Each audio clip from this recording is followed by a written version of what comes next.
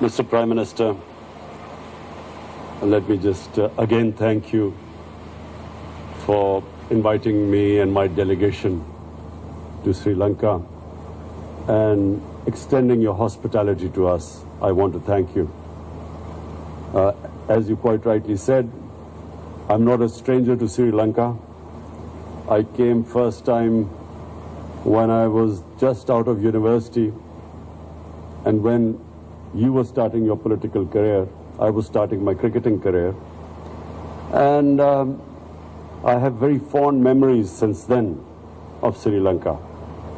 And I want to say that we watched Sri Lankan cricket team develop from a non-test playing status to eventually a team that went on to win the World Cup, and World Cup winning in Pakistan.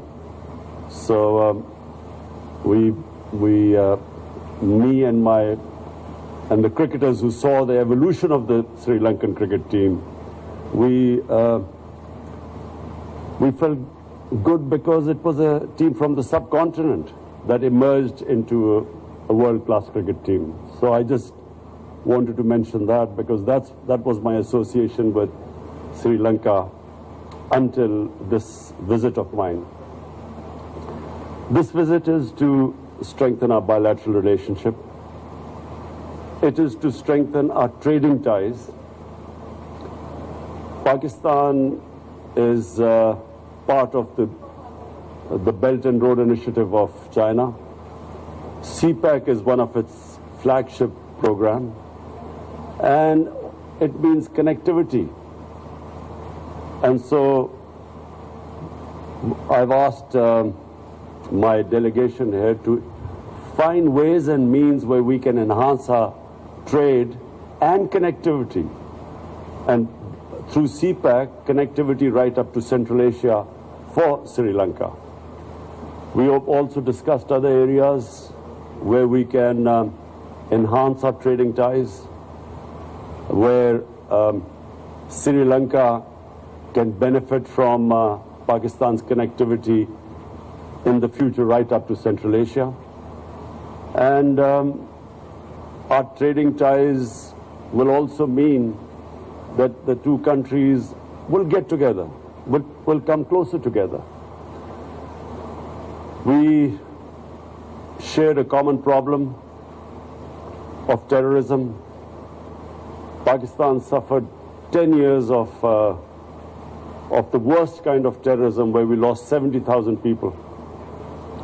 And we know that Sri Lanka for 30 years combated terrorism. And I'm pleased to say that Pakistan played its part in helping Sri Lanka to resolve this problem which was impeding your development and your growth, and a country which relies on tourism can never progress if there is terrorism. Can't have investment if there is terrorism, because that's what happened to Pakistan. In those 10 years, tourism dried up and hardly any investment came into Pakistan because of the threat of terrorism.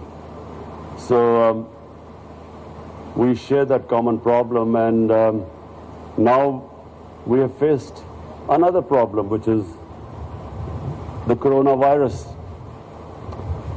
I know Sri Lanka has suffered like all those countries which depend upon tourism. And we discussed how the developed countries can help the developing world at this time. That the developed world right now should not be insular. They must realize that this is a problem that has afflicted everyone, but specifically it has hit the poor countries more, and the poor in all the countries much more. The poor have suffered everywhere, but the poor countries have suffered the most. So we have discussed how we can jointly work on the poor countries from getting debt relief. In Pakistan, we came up with the biggest stimulus package in our history. $8 billion. But when you compare the United States, the stimulus package in the United States is almost $3,000 billion. US has a population of 330 million. Pakistan's population is 220 million. 70% of the US. And yet the total amount of money we could give as a stimulus package because of those who suffered from the coronavirus was $8 billion compared to $3,000 billion in the US. So this is the discrepancy. And the coronavirus has exposed this huge inequality in the world. And that's why I feel that the world organizations like the United Nations should step in and look after the countries that have taken a real beating because of this coronavirus. Apart from that, Mr. Prime Minister, I want to invite you again in front of the media to Pakistan. And Pakistan has probably one of the greatest Buddhist heritage in the world. We recently discovered a sleeping Buddha, which is probably the biggest in the world. It's a 40 feet sleeping Buddha, because the north of Pakistan was the center of the Gandhara civilization, the ancient Buddhist civilization. So we are also going to invite people from Sri Lanka to come over, and we are planning a Buddhist trail where all the great shrines and places for those from the Buddhist community, the religion, can come over to our country. And of course, I start with inviting you most of all, Mr. Prime Minister. And thank you again for your hospitality.